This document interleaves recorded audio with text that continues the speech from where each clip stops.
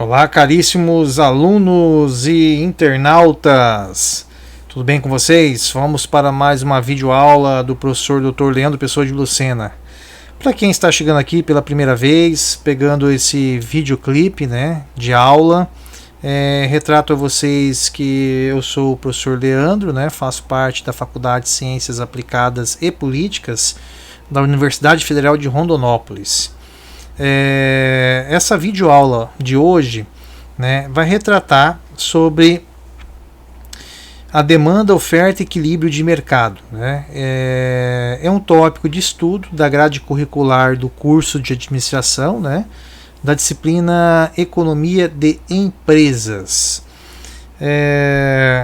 Antes que eu inicie a aula, para aqueles que ainda não me conhecem, que estão acessando pela primeira vez o vídeo, eu sou formado em economia, sou bacharel em economia, mestrado e doutorado na área de agronegócio, com pós-doutorado em geografia econômica.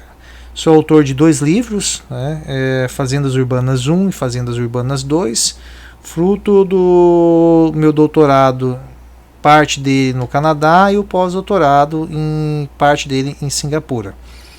Bom, os livros estão, para quem tem interesse de adquiri-los, na Amazon Books. Vamos lá então.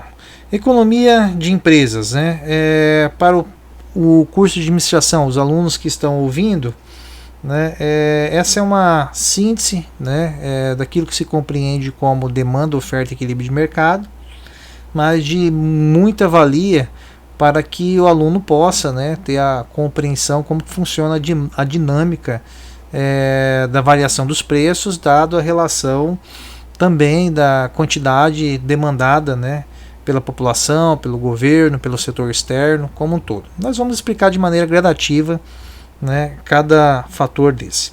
Quando se pensa em demanda, oferta e equilíbrio de mercado, a primeira coisa que tem que vir em mente é exatamente esse gráfico. Esse gráfico é um gráfico de equilíbrio. Quando se fala em equilíbrio, aqui nós dimensionamos um pontozinho e colocamos como equilíbrio. E esse equilíbrio está vinculado a 2 retas. A intersecção entre essas retas se dá o equilíbrio entre preço de mercado e quantidade demandada, aquilo que se procura. Então, a reta em azul, ela tem uma letrinha aqui marcada como S, que em inglês é supply, que significa oferta, e aqui em D, que é demand, ou demanda, procura. Então, a relação da oferta e da demanda vai estabelecer exatamente o preço de equilíbrio e a quantidade demandada. Bom, um exemplo básico para que possamos entender. Se a oferta permanece constante, um exemplo agora que recentemente ocorreu no nosso país, o aumento gradativo do saco de 5 kg de arroz. Então a oferta já estava escassa, e houve exatamente um aumento da procura por esse bem. Ou seja, muitas pessoas que tinham renda limitada não tinham esse bem essencial em sua residência. A partir do momento com a crise econômica dado a Covid-19 e o lançamento do programa do governo de auxílio, inúmeras pessoas, milhões de pessoas muito pobres buscaram rapidamente consumir esses itens básicos de uma maneira a comprar e estocar em suas residências. Então fez com que essa curva de demanda se deslocasse para o lado direito. Então nós temos uma nova demanda. Se nós temos uma nova demanda, dado a oferta que permaneceu praticamente a mesma no mercado doméstico, nós temos um aumento da procura. Então nós temos aqui quantidade que se alterou, e essa quantidade, dado a constante da curva de oferta, fez com que efetivamente ocorresse uma elevação momentânea do nível de preços do mercado. Ou seja, para se adquirir exatamente um saco de arroz ficou mais caro. Então a dinâmica desse gráfico é trabalhar nessa questão, né, de equilíbrio, né, onde esse equilíbrio não é estático, ele é dinâmico, né, e funciona nas diretrizes das necessidades dos seres humanos, né? Então, e das expectativas, claro, né? Então, quanto mais se pensa em relação a alimentos, os alimentos sofrerão alterações constantes no equilíbrio entre oferta e demanda. Por isso tem uma volatilidade muito grande no que se dimensiona os preços, né? Tanto para cima quanto para baixo. Né? Os preços estão relacionados também essencialmente à questão da oferta. E a oferta às vezes está atrelado não só na capacidade do produtor de querer produzir ou não, mas também das especificidades, né, climáticas. Né? Vamos colocar aí alguns eventos, né, externos que determinam aí a escassez de alguns tipos de produto. O leite, né, em épocas de inverno ou em época de seca extrema, né, a vaca tende a produzir menos leite. E se tende a produzir menos leite, reduz a oferta global de leite no mercado. Então, reduzindo a oferta global de leite, dado a procura que é a mesma, né, faz com que o preço se eleve. Então, tem inúmeros contextos que vão alterar a oferta de um determinado produto, né?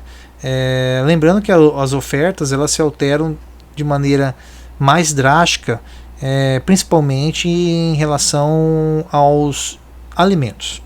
Bom, vamos lá então entender aqui alguns aspectos, né, sobre essa dinâmica que está atrelada à questão da variação dos preços, que é relativa ao equilíbrio entre oferta e demanda. O contexto, quando se dimensiona ali demanda e oferta, a gente tem que entender que ela vem ali da teoria da microeconomia, né? E ela está baseada numa análise de demandas de bens e serviços, né? Então, para que nós possamos entender bem o que seria bens e serviços, né, a gente tem que entender alguns outros pressupostos econômicos, a qual já foi até dimensionado em aulas anteriores. Né? A terminologia em economia que se chama utilidade, né, ela nada mais é que o mecanismo de mensurar, né, a satisfação do consumidor com bens e serviços. Então, algo útil, né, é algo que essencialmente pode ser útil para um indivíduo, mas não necessariamente, né, na mesma grandeza para outros indivíduos. Então, esse mecanismo, né, ele vai sofrer uma vinculação de diferenciação entre os indivíduos. Mas no cômputo geral, né, é o que interessa, que é o valor agregado, né, a utilidade ele tende a ter um grande impacto na curva de demanda e na curva de oferta. Quando se fala demanda, na curva de procura pelos produtos, bens e serviços. A teoria do valor-utilidade ela nasceu em contraponto à teoria do valor-trabalho. Então, os teóricos clássicos, né, partiam do pressupostos que os bens e serviços disponíveis na sociedade, o valor, o preço desses bens era designado a quantidade de horas desempenhada, né, a produzir esse próprio bem. Então, quanto mais horas se produzia um determinado bem, maior seria o valor daquele bem. Né? Então, os teóricos clássicos eles tinham essa dimensão que o valor do trabalho, da força de trabalho, era transmitida, né, para um determinado bem. Só que aí os neoclássicos, né, e até mesmo os marginalistas começaram a visualizar a teoria do valor-utilidade, né, dimensionando que nem sempre nós iríamos visualizar na economia aquilo que despendesse mais horas para se produzir, efetivamente teria um valor, né, tão precificado ou tão alto, né?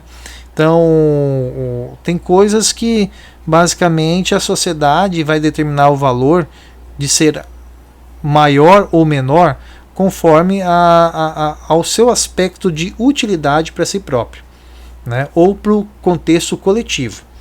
Então, no caso de um país onde tenha escassez de recursos naturais e esse recurso natural seja um recurso hídrico, por exemplo, né? Então, a falta de fartura de um recurso que é essencial para o ser humano vai fazer com que esse ser humano, por ser muito útil esse produto, esse bem, né, ele esteja disposto a pagar um valor que seja além do que efetivamente é cobrado em outros países, né, que tenha abundância nesse tipo de recurso. Então aí nasce a compreensão do valor-utilidade, né? É a relação do homem, né, com os objetos, e dado a questão da sua essencialidade, né? Então tem várias questões que são subjetivas, né?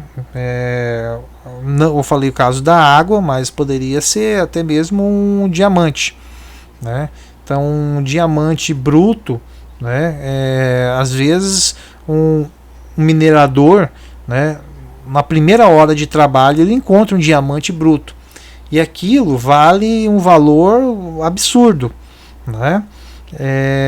Então qual que seria o valor trabalho, né, despendido na primeira hora de trabalho em um determinado dia que um camarada foi lá e conseguiu achar um diamante, né? Ou seja, se fosse vinculado pelo valor de trabalho, aquele diamante não iria valer praticamente nem um valor, né, expressivo, porque ele foi adquirido na primeira hora de trabalho, né?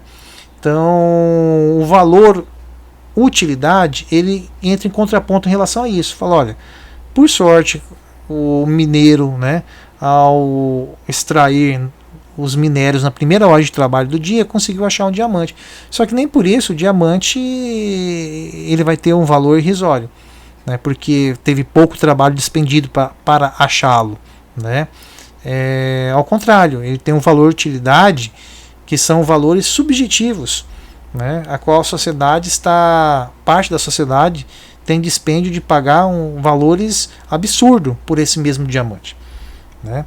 Então nós iremos encontrar esse contexto que vai interferir, né, na questão da curva de oferta e demanda e no equilíbrio do preço de mercado sobre um determinado bem ou serviço. Nós teremos aqui a visão utilitarista, né, que vai preponderar a soberania do consumidor, né?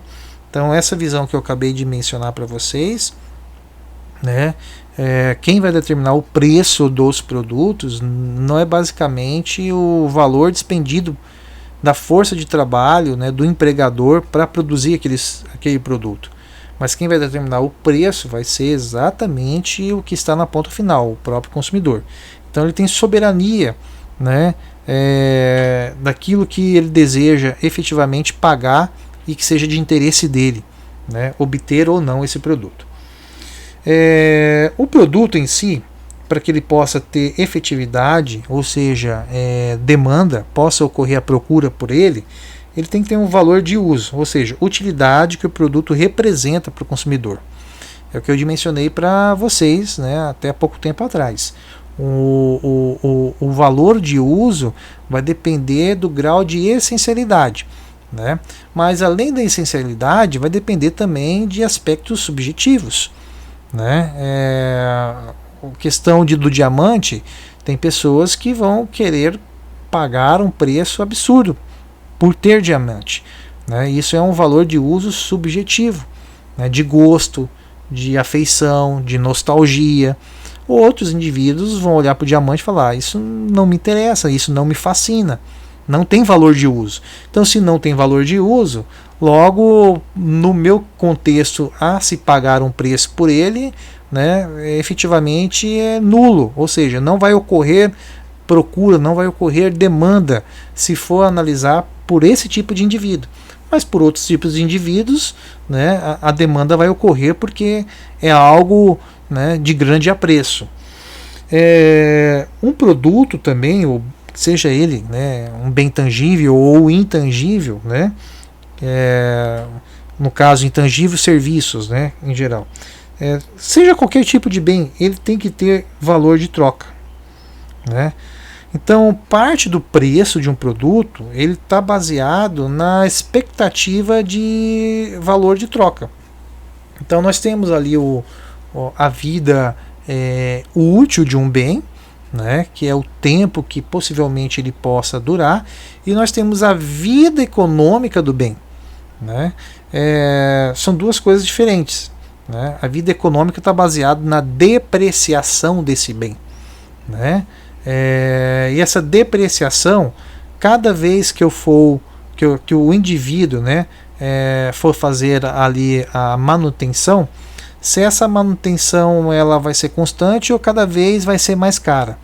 Então, às vezes, a vida econômica ela vai antes do que a vida útil, né? Um exemplo, um computador ele pode durar aí 10 anos, só que esporadicamente a cada 2 anos, né, eu vou ter que fazer um upgrade nele para que ele possa rodar os programas, né, mais atualizados. E a cada 2 anos, ao fazer isso, né, eu acabo tendo um custo de manutenção muito efetivo, muito expressivo.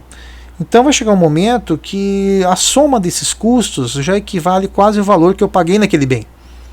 Então isso efetivamente não vai ser daqui 10 anos, possivelmente vai ocorrer daqui 5 anos.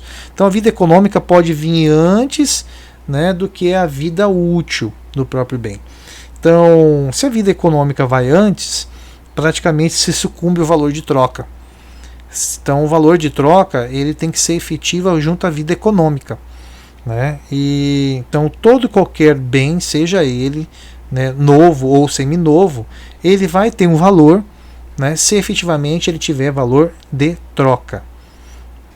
Bom, então passado esse prévio conhecimento, nós temos aqui o conhecimento de utilidade total e utilidade marginal. O que seria então essa utilidade total? Né? Conforme está especificado aqui, ele menciona que tende a aumentar quanto maior a quantidade consumida do bem ou serviço, né? Ao contrário da utilidade marginal, que a utilidade marginal, se a gente for ler, né, é a satisfação adicional obtida pelo consumidor de mais de uma unidade do bem. Logo, ele é decrescente, pois o consumidor vai perdendo a capacidade de percepção da utilidade.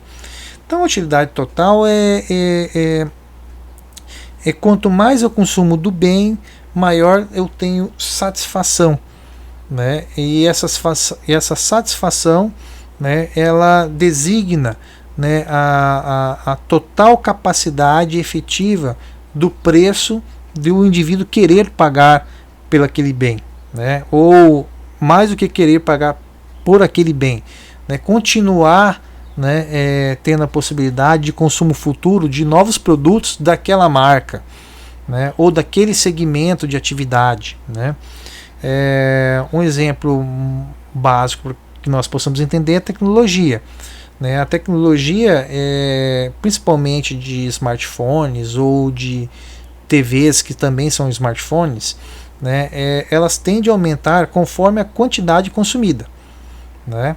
Então você consome ali um aplicativo, te dá muito prazer, aí você com aquele aplicativo você acaba dimensionando, né, que há outras possibilidades, né, de prestação de serviço que pode te beneficiar, então aumenta mais ainda a utilidade total daquele bem, né? Ou seja, aquele smartphone agora ele não vai servir mais apenas para falar, mas agora ele vai servir para ser uma caixa de e-mail, ele vai servir para ser uma calculadora científica, né? Ele vai servir para ser um termômetro, né, do tempo, né, em relação a se vai ter chuva ou não vai ter chuva, né, ele vai ser um mini computador nas mãos. Então a utilidade dele, né, tende a aumentar quanto mais eu tenho compreensão, né, da amplitude tecnológica de benefício daquele bem. Isso seria uma utilidade total, né, tende a aumentar quanto maior a quantidade consumida. A utilidade marginal é o contrário. A utilidade marginal é a cada acréscimo, né, desse bem, né, eu já estou saciado, ou estou começando a ficar saciado, e eu não tenho mais prazer de querer pagar o mesmo preço do que eu pagaria, né, como eu houvesse pagado a primeira vez. Um exemplo é o caso da sede, né, eu estou com muita sede, então eu pago um valor alto, né, pela garrafinha de água lá de 230, 250 ml. Mas a partir da segunda, terceira garrafinha, as unidades marginais, né, que vão se acrescentando já não tem tanto prazer, porque eu já estou saciado na questão do consumo desse tipo de bem. Então vai ter a condição de perder a capacidade de percepção de utilidade, né? Então nós temos duas coisas diferentes aqui, né, que elas também a questão básica do que a gente entende, né, daquilo que é essencial ou daquilo que poderia ser subjetivo, né, para um determinado tipo de consumidor. Bom, aqui está aqui o exemplo como se fosse o paradoxo da água e do diamante, né, mas eu substituí o diamante para colocar um outro exemplo, o caso do celular, que é bem compreensível também dentro do ramo da economia, já nos dias atuais, no contexto contemporâneo, né? Então, o que seria demanda de mercado? O conceito básico de demanda de mercado, que é a quantidade de certo bem ou serviço que os consumidores desejam adquirir em determinado período de tempo, né? Então isso é muito importante relacionar, porque nós estamos baseados no contexto temporal e não atemporal, né? Então um determinado tipo de tempo, né, há a prerrogativa dos consumidores adquirir uma determinada quantidade desse bem. Então isso seria o conceito de demanda de mercado. Então quando eu ouvi falar em demanda de mercado, né, é a quantidade de consumo de um bem ou de serviço dado a delimitação de um determinado tempo, né, desse consumo. Então a relação entre quantidade procurada, né, e o preço do bem determina o que nós conhecemos como lei geral da demanda. Então, para que nós possamos bater um papo aqui mais expressivo, né, o que seria então a lei geral da demanda? A lei geral da demanda é a relação inversamente proporcional entre quantidade procurada e preço do bem, que pode ser expressa pela curva ou escala de procura, revelando as preferências dos consumidores, né? O que ele está dizendo aqui? Que quanto maior o preço de um determinado tipo de bem, né, de um contexto geral, que é a lei geral, né, isso quando fala geral, não é que vai funcionar para todo mundo, mas para a grande maioria vai se dar nesse comportamento. Quando aumentar o preço de um bem, a tendência dessa lei geral da demanda é que caia a quantidade consumida. Por isso ele fala aqui relação inversamente proporcional, né? Essa é uma relação que os economistas clássicos dimensionavam, que é uma propositura lógica da racionalidade humana, né, adquirir bens que possam estar dentro da sua capacidade orçamentária, né, de obtenção dos mesmos. Então eles trabalhavam nessa lógica que a economia, né, os indivíduos eram indivíduos racionais, né, que mais à frente, né, foi perdendo um pouco de lógica nesse contexto, né, devido à irracionalidade no consumo, né. Então, não basicamente, o consumo estaria atrelado e poderia somente ocorrer dado se o indivíduo pudesse ter a sua restrição orçamentária capaz de obter esse produto, né? Então, muitos indivíduos começaram a obter produtos, né, com preços que estavam fora da sua restrição orçamentária. Então, esse é um pressuposto, um axioma, que os indivíduos não mais são racionais, mas a economia trabalha na concepção da irracionalidade, né? E aí, não generalizando, isso é com um contexto, né, específico de alguns tipos, né, de indivíduos ou de partes da coletividade, né? Mas a lei geral da demanda em si, ela trabalha na compreensão da racionalidade, né, de consumo. E essa racionalidade está baseado que se os preços, né, explodirem, né, ou cada vez mais se alterarem na concepção de se elevar, né, a perspectiva é que o comportamento do consumidor vai equilibrar a curva de oferta e demanda, reduzindo a procura por esses bens, né? Ou seja, se elevou muito o preço, o consumidor vai procurar alguns meios alternativos. E aí entra algumas questões que nós vamos discutir agora. O que são meios alternativos? Efeito substituição. Então, muito daquilo que nós dimensionamos como lei geral da demanda, ela está baseada na capacidade da economia ofertar bens que possam ser conhecidos como bens substitutos, né? Esses bens substitutos que necessariamente vai determinar um equilíbrio maior do preço de mercado de um determinado bem ou serviço.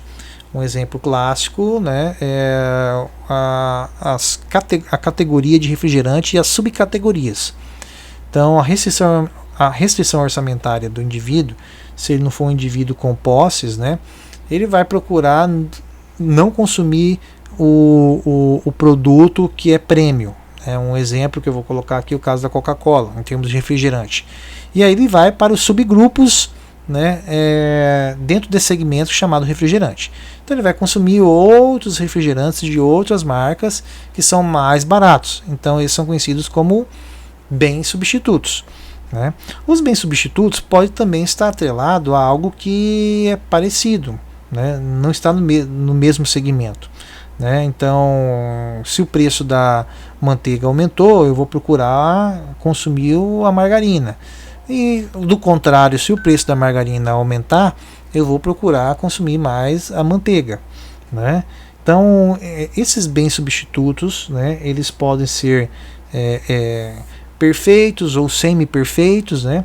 Trabalhar nessa questão mais clássica da economia. Outro fator que altera efetivamente a demanda é o efeito renda, né? Então, o efeito renda talvez seja um dos mais principais atributos aos indivíduos de eles terem poder aquisitivo para obter os bens. Então, o efeito renda vai depender de um contexto estrutural, né? Quem tem renda normalmente é quem tem emprego, né? Quem tem emprego normalmente, né, são aquelas pessoas que estão preparadas para o mercado de trabalho, né? Então, o contexto preparado pode ser subjetivo, né? As pessoas que estão com melhor renda, né, normalmente estão com nível educacional maior, né? Estão mais preparadas do ponto de vista intelectual, cognitivo e técnico. Aquelas pessoas que não têm esse preparo ou não tiveram a possibilidade de ter esse preparo, né, estarão na margem, com empregos que vão determinar rendas mais baixas, né? Logo, o efeito renda, né, tanto para aqueles que ganham mais quanto para aqueles que ganham menos, vão determinar esse contexto da lei geral da demanda, né? De se procurar mais ou de se procurar menos os produtos tanto de necessidades imediatas, como aqueles produtos considerados de não necessidade imediatas, né? Como bens tangíveis, vamos colocar aí um carro, uma casa, né? Os produtos eletrônicos em si, né? Então o efeito renda ele é primordial na economia. Para a economia, caso queira se desenvolver, esse efeito renda tem que ser harmoniosa para todos os setores da sociedade, né? Para que isso também possa ocorrer, né, a estrutura econômica tem que estar saudável a tal ponto, né, de ter uma grande oferta, né, de postos de trabalho a alocar, né, a grande maioria da população que está vinculado a essa nação, né, porque somente trabalho gera-se, né, salário, né. Alguns poderiam estar pensando aqui, professor, mas o indivíduo pode também estar desempregado e recebendo auxílio, assistencialismo.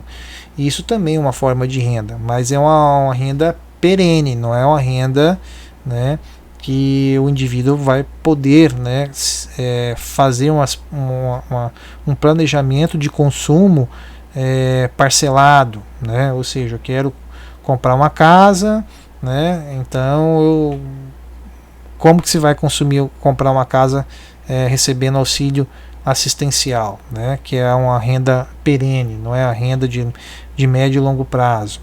Então, o que dá uma renda efetiva e de segurança para a coletividade são postos de trabalho, empregos, né? Isso determina o que a gente conhece como o equilíbrio, né, entre oferta e demanda, é o que estabelece a Lei Geral da Demanda. Outras variáveis que afetam a demanda, né? Nós já falamos aqui a renda dos consumidores, mas essa renda dos consumidores, nós temos alguns tipos de bens que o aluno que não é de economia, de outros segmentos, tem que entender, né? O que é? Vamos aqui por um. Eu já falei para vocês o que seria bens substitutos, né? Os bens substitutos estão atrelados à possibilidade de troca imediata, né, de um determinado bem a qual o indivíduo gostaria de consumir, né? Então, eu quero consumir, no caso, como eu falei aqui, margarina, mas a margarina está cara, eu vou consumir a manteiga, né? Ou vou consumir o requeijão, né? Então, todos esses são formas de substitutos, né? Quando se fala em bens inferiores e bens superiores, né, lembrando que na economia bens inferiores também vai ser conhecido como bens de Giffen, né? Esses bens inferiores e bens superiores têm uma relação muito fácil de entendimento, que é a gente pensar no caso da carne de primeira e carne de segunda, né? Então nós temos na economia, né, várias objetos de consumo, né, bens de consumo, que eles têm segmentos de ser prêmio, né, ou de ser de consumo de grande massa. Então, os bens superiores eu poderia falar no caso da carne, como eu falei aqui, carne de primeira e carne de segunda, né? Primeira superior e segunda inferior, mas eu poderia também falar de imóveis. Móveis planejados, né, seria bens superiores. Móveis comprados em lojas populares, né, seriam considerados aos móveis planejados, eles são bens inferiores. Mas ambos são móveis, né? Um é feito de maneira padronizada, né?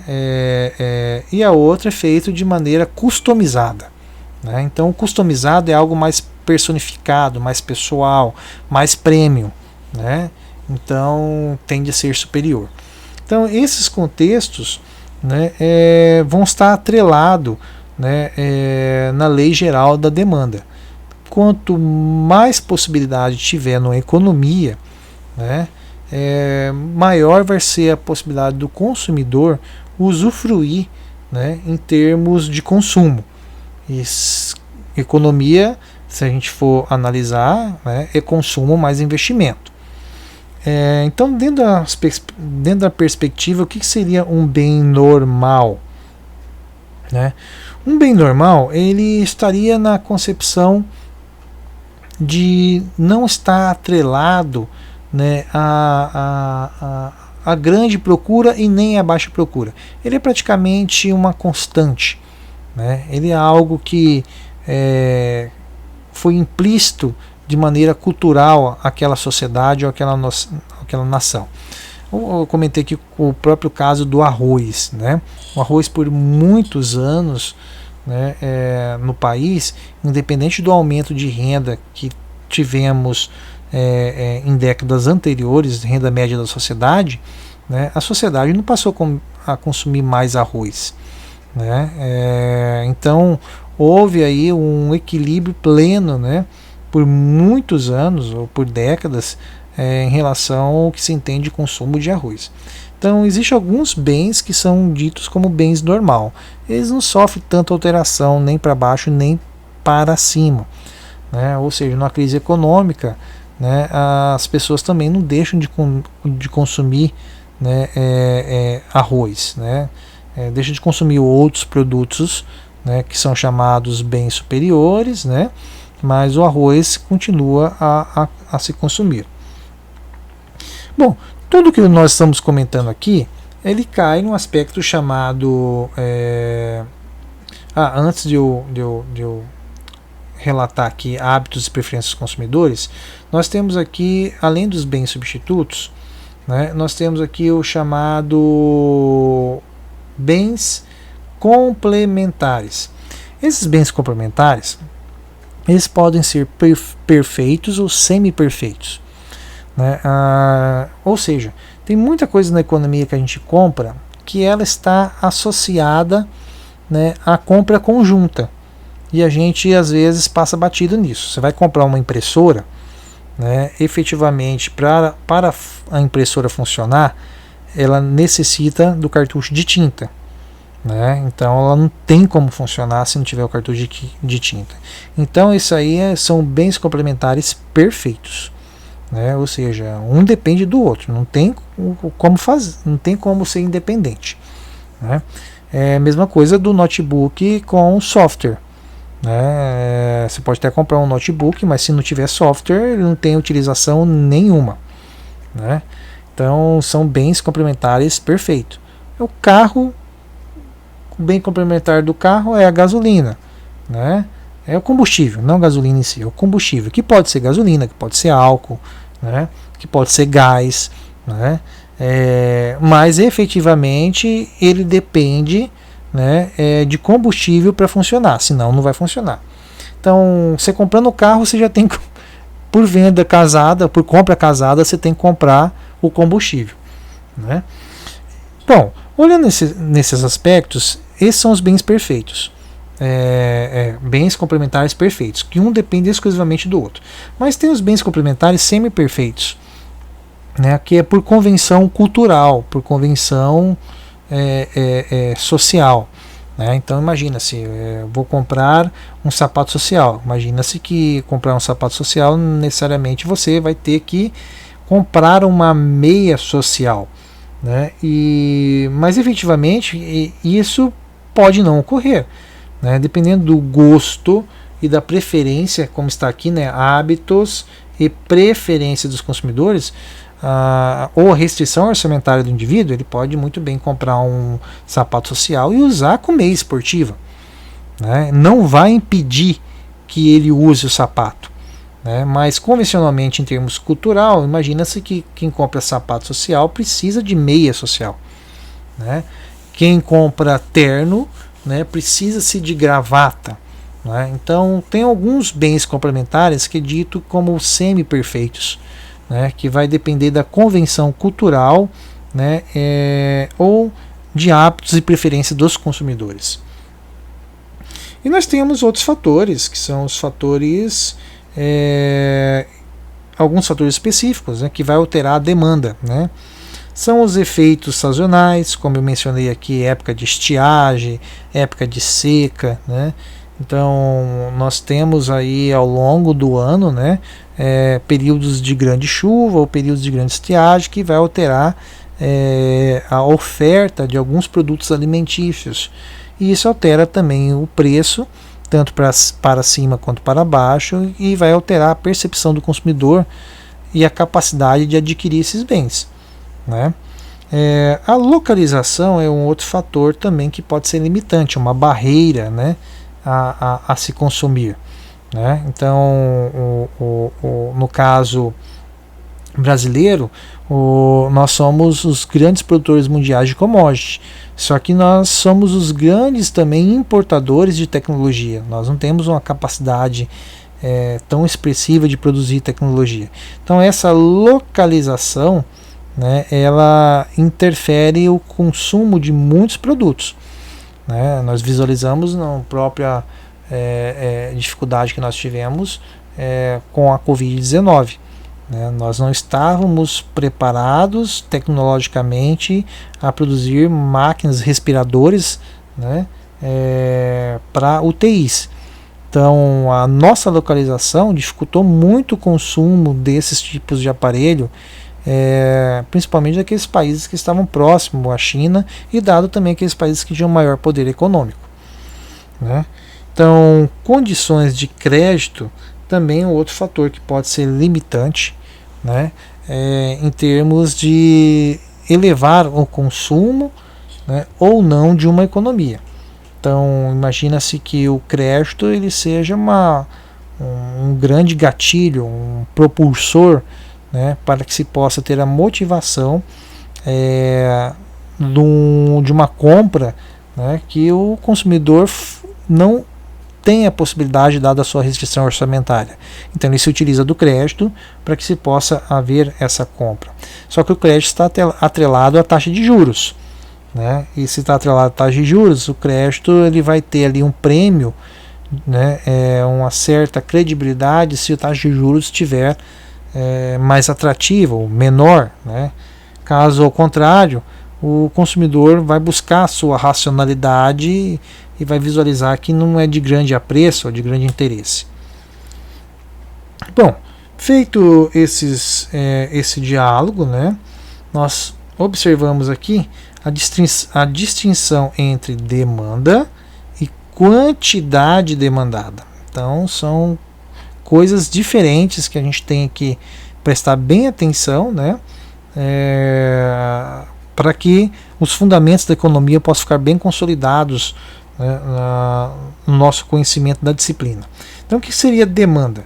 Demanda é escala ou curva que relaciona os possíveis preços e determinadas quantidades. Agora, quantidade demandada é um ponto específico da curva relacionando um preço a uma quantidade. Então a demanda ela é a curva por si própria, a curva inteira, né? Ela pode ser a demanda dos consumidores, ela pode ser a demanda do governo, ela pode ser a demanda do setor privado, né, doméstico, ela pode ser a demanda do setor privado internacional, né? Então a demanda ela ocorre em vários segmentos, né? Agora a quantidade demandada é determinado a um ponto específico, né? E esse ponto específico vai determinar o preço e a quantidade demandada, que é o equilíbrio, que nós dimensionamos como lei geral da demanda. E o que seria então a oferta? Até agora nós estávamos só no lado da demanda. Então aqui o lado da oferta de mercado. Oferta de mercado são várias quantidades que os produtores desejam oferecer ao mercado em determinado período de tempo, dependendo de inúmeros fatores, preço, custo, fatores de produção, etc. Então, é bom a gente comentar aqui a questão de preço, né? Quando se menciona aqui preço do bem ou serviço, ele é um estímulo para quem está produzindo, né? Então, imagina-se que quem produz, né, quer vender o maior preço possível para que ele possa obter a maior margem de lucro possível, né? Então o preço ele é também uma forma, né, que é visto pela economia como um balizador de expectativa para quem está produzindo, né? Então, é claro que o preço ele vai estar atrelado também às condições de estrutura de mercado existente na economia, né? Se a estrutura de mercado ela for amplamente concorrente, os preços vão ser achatados. Se essa estrutura de mercado, né, for baseado tipo numa economia imperfeita, onde há poucos concorrentes, né, aqueles que terão mais tecnologia, melhor relacionamento político, vão se tornar monopólios, né, e os monopólios a garantia que os preços sejam excessivos, né, e isso estimula muito o empreendedor, né, buscar esse distanciamento da concorrência para que ele seja único no mercado, para que ele seja exclusivo, e isso vai fazer com que haja a possibilidade, né, dele ofertar um produto que seja essencial à população, mas com preço, né, muito maior do que efetivamente seria se estivesse numa estrutura de mercado de concorrência perfeita. Bom, logo, a oferta do bem e de serviço, né, ela está relacionada ao preço de X, aos custos dos fatores de produção. Lembrando que fatores de produção, como na aula passada nós já conhecemos, né, a aula passada nós dimensionamos que o fator de produção pode ser força de trabalho, né, ou seja, toda a população que esteja em idade ativa de trabalho é força de trabalho. Isso é um fator de produção. Outro fator de produção é o capital, é o dinheiro, né, aquilo que tem que ter para se comprar ali as máquinas, os equipamentos e pagar o salário dos funcionários. Então, outro fator de produção é o capital, se existe crédito, né? Outro fator de produção é terra, né?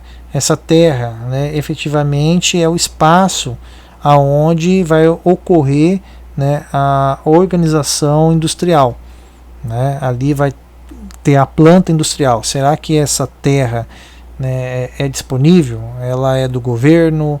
Ela pode ser comprada? Né, ela pode ser adquirida pelo setor privado? Né? Então, um país, né, com inúmeras indústrias, imagina-se numa dimensão também territorial, né, que possa ter a possibilidade de ocorrer isso. Então, países muito pequenininhos, né, um exemplo como o caso Singapura, eles vão trabalhar com outra lógica, porque o sistema produtivo para atender a sua população de 5 milhões de pessoas, se for utilizar parte do seu território que é 650, 660 quilômetros quadrados, né, ou seja, é menor que a cidade de Várzea Grande, né, que a cidade de Várzea Grande tem 940, 960, se não me engano, quilômetros quadrados, né? Só que a cidade de Várzea Grande tem 300 mil habitantes, 280, né? E Singapura tem 5 milhões e meio. Então, como vai ocorrer a produção de alimentos ou a produção de todo e qualquer tipo de produto para necessidade de 5 milhões de habitantes, né? Então vai ter que se importar, né? Então esse contexto do fator de produção terra, ele é muito importante. Se você não tem terra, você tem que alugar, né,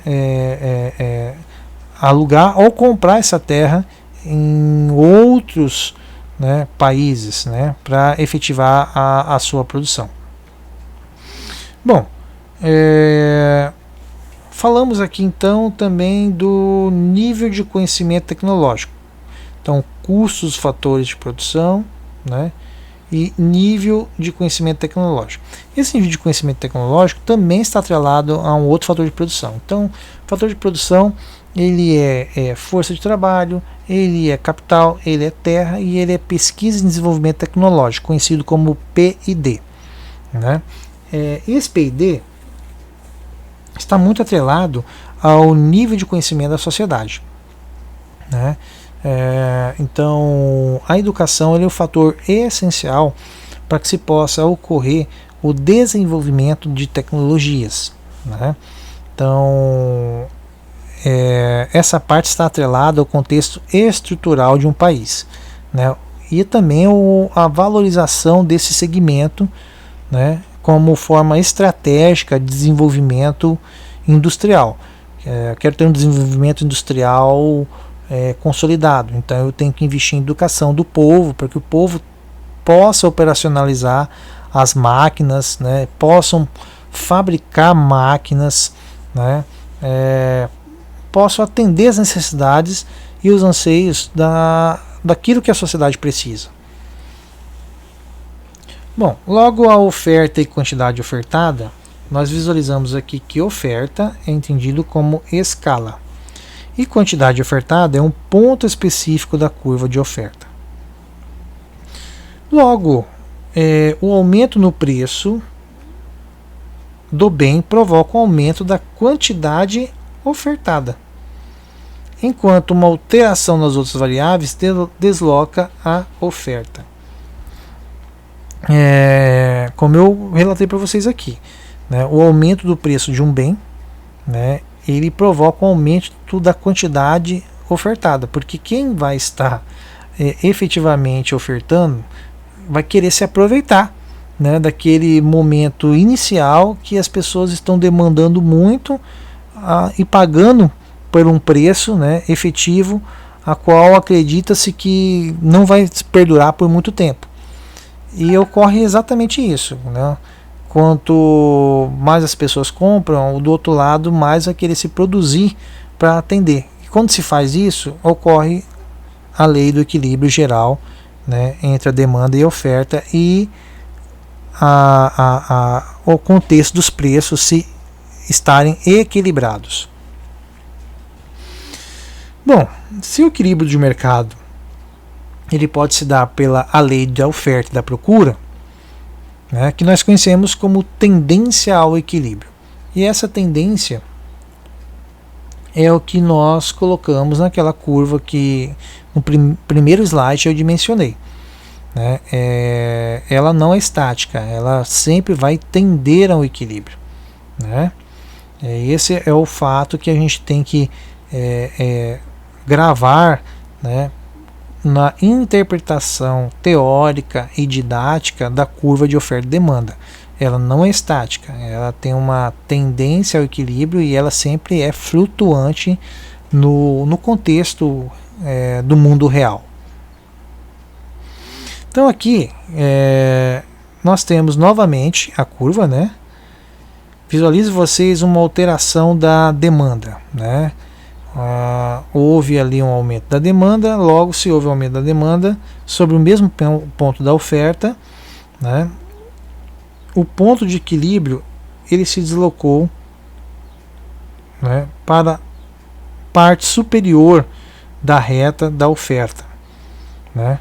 Mas quando as pessoas estão procurando mais um determinado tipo de produto, né, há a expectativa de quem se produz de se beneficiar com isso. Então, rapidamente, quem produz vai visualizar que os preços estão atrativos, né? E se os preços estão se elevando, o produtor vai querer produzir mais. E ao fazer isso, efetivamente, ele desloca a curva de oferta, ofertando mais. Aí, esse ponto de equilíbrio volta ao ponto de equilíbrio anterior, né, ao primeiro momento.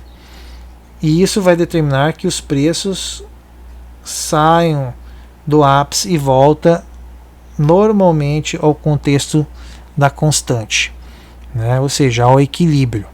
Então, de uma maneira convencional, né, no mercado que não é monopólio, uma estrutura de mercado com ampla concorrência, tende a ocorrer, né, esses condicionamentos de deslocamento entre a curva de oferta e demanda.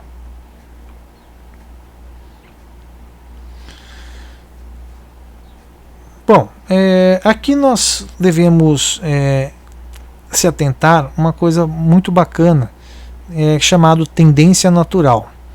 né?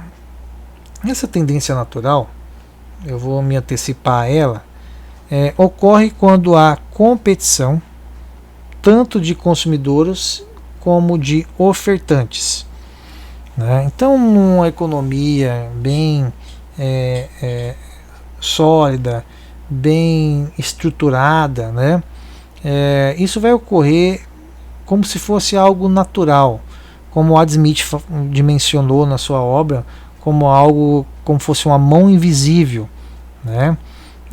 Essa mão invisível vai ser tanto para os consumidores que desejam adquirir os produtos para satisfação imediata ou coletiva, né? Como também dos indivíduos que desejam produzir esses produtos para obter recursos, né, além do que efetivamente eles poderiam obter naquele momento. Então, os indivíduos que produzem sempre estão querendo obter uma margem de lucro maior do que no período anterior, né?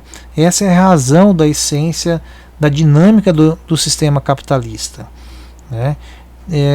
E ao fazer isso, né, vai estar promovendo o desenvolvimento, né? Porque esse desenvolvimento é o que nós dimensionamos como uma dialética também, que quando se faz isso, né, se insere mais tecnologia, melhora os produtos, né, aumenta a motivação do consumidor por produtos com novas características, né, com as novas dimensões. Só que é o próprio tiro no pé do sistema capitalista, porque quando essa diferenciação ocorre, um produtor consegue ofertar algo melhor do que os demais, né, os demais vão correr atrás numa tentativa de copiar, né?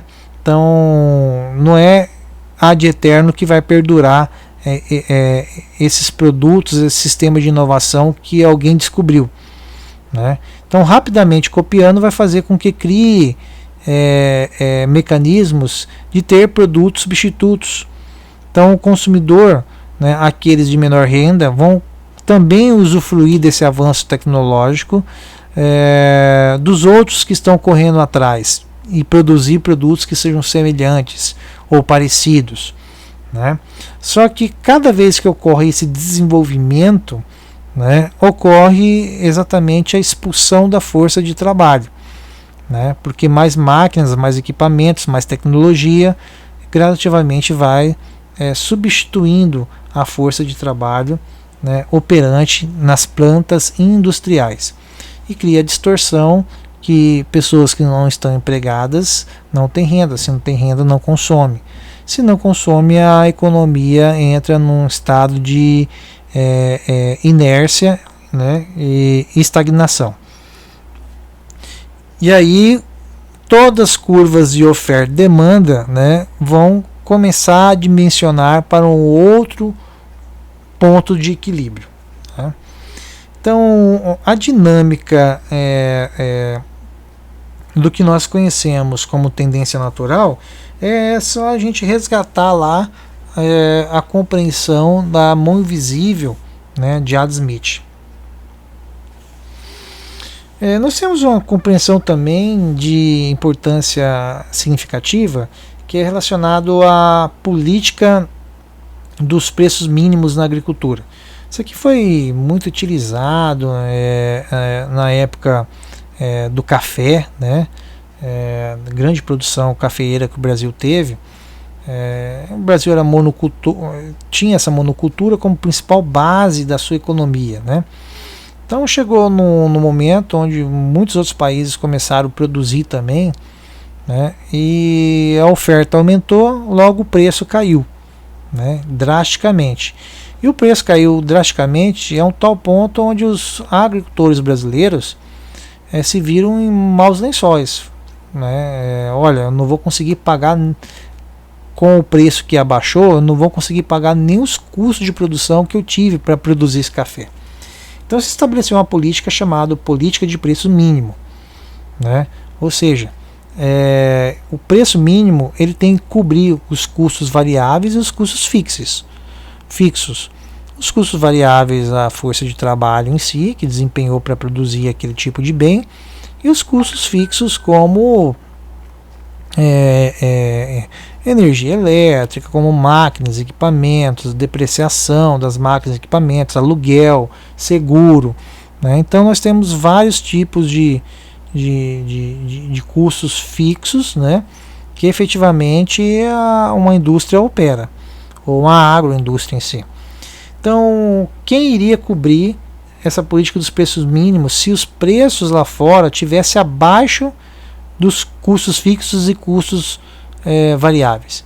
Seria o próprio governo, a fim de proteger, né, a operação, né, de mercado de determinado tipo de segmento industrial. Ou seja, para não quebrar, né, as empresas, né, para que as empresas não possam ficar a ver navios. Então, por muito tempo, né, funcionou em muitos países essa dinâmica da política dos preços mínimos, né, na agricultura, a fim de proteger os agricultores. O tabelamento, bom, eu vou colocar aqui, né, antes de falar do tabelamento, o que o autor menciona como política de preços mínimos. Então, visa dar garantia de preços ao produtor agrícola, com o propósito de protegê-los das flutuações dos preços de mercado. É como eu havia mencionado, né? Então, os preços mínimos são superiores aos preços de mercado, né? O produtor prefere vender sua produção ao governo do preço fixado anteriormente, quanto a isso o governo pode estipular, né? Políticas de compras, compra o excedente ao preço mínimo, ou política de subsídios, pagar subsídio no preço, né? Atualmente, né, dado a desregulamentação do mercado, isso é uma linguagem econômica, né, desregulamentação do mercado, que nada mais é do que falasse a mesma coisa que se chama-se globalização. Então, depois que houve a globalização, né, não houve mais a necessidade tão absoluta de efetivar a política dos preços mínimos, né, porque aumentou também a possibilidade de escoamento para outros mercados, né? Então, antes o Brasil necessitava exatamente do consumo europeu, né, em grande excesso. Então, a partir de que começou a descobrir outros mercados, como o mercado asiático, o mercado africano, o mercado da Oceania, o mercado árabe, né? Então, fez com que houvesse a diversificação, né, dos possíveis compradores dos bens e serviços produzidos no âmbito doméstico. O tabelamento é algo que determina uma fixação do preço, né? Ou seja, aquele preço que nós visualizamos lá na curva de oferta e demanda, que ele tem uma volatilidade, ele tem uma flexibilidade conforme a variação das curvas de oferta ou de procura, né? O tabelamento ele é algo estático, né? Independente se vai ter oferta ou procura, vai determinar o tabelamento e a fixação daquele preço. Então, isso pode ser feito através da intervenção governamental, né? Ele é um controle, ele é um dispositivo de controle, né, para que no momento emergencial não possa ter o disparo dos preços de um determinado produto, né, até mesmo para que não cause um dano social, um pânico social, né, e até mesmo a falta de segurança alimentar de uma nação por completo, né? Então, ela tem essa tendência de ser importante, ser boa. Do outro aspecto, ela tem a tendência de ser muito ruim, porque ao tabelar o preço de um determinado tipo de bem ou serviço, ocorre o desestímulo de quem está produzindo, né?